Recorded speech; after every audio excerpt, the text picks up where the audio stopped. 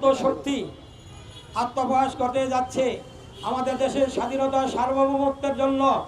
এটা এক অপরিহার্য অংশ এবং আমরা এখানে সকল দল মত নির্বিশেষে এই বাংলাদেশের সকল জনগণ এই সংস্থার সাথে আমরা ঐক্যবদ্ধভাবে তাদেরকে সহযোগিতা করে সমর্থন দিয়ে এই সংস্থাকে জাতীয় পর্যায়ে এক অপ্রতিদ্বন্দ্বী অরাজনৈতিক সংগঠন হিসাবে আমরা সকলের প্রচেষ্টা করে ধরব।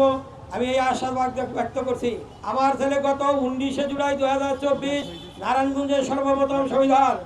সে একজন মেধাবী ছাত্র ছিলেন, ক্লাস 10-এর অলিম্পিক ম্যাচে সে চ্যাম্পিয়ন হয়েছিল। সে সায়েন্সের একজন ব্রিলিয়েন্ট স্টুডেন্ট।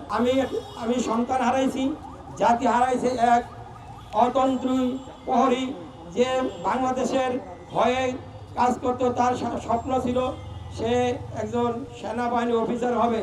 সে খুব ব্রিলিয়েন্ট স্টুডেন্ট ছিল। সে বলতে দেশের স্বাধীনতা সার্বভৌমত্বের জন্য আব্বু আমি সেনাবাহিনী হতে চাই। তখন আমি বলেছিলাম তুমি ইন্টারমিডিয়েটে ভালোভাবে রেজাল্ট করলে কমিশন র্যাঙ্কে যাবে। আসলে স্বাধীনতা সার্বভৌমত্বতে আমাদের সকলের ইমানি দায়িত্ব দেশকে রক্ষা করা। ওসমান হাদি এই স্বাধীনতা সার্বভৌমত্বের বিরুদ্ধে, অন্যায়ের বিরুদ্ধে, আধিপত্যবাদের বিরুদ্ধে, তাবেদার ফ্যাসিস্টদের বিরুদ্ধে কথা বলার জন্য তার জীবনকে দিতে হয়েছে। আমরা সকলে প্রতি বাংলাদেশের ঘরে ঘরে ওসমান হাদি হব। আমরা আমাদের সন্তানকে, আমাদের নায়রাত্তুরকে ওসমান হাদির মতো একজন দেশপ্রেমিক দেশপ্রেমিক হিসাবে তারা গড়ে তুলব।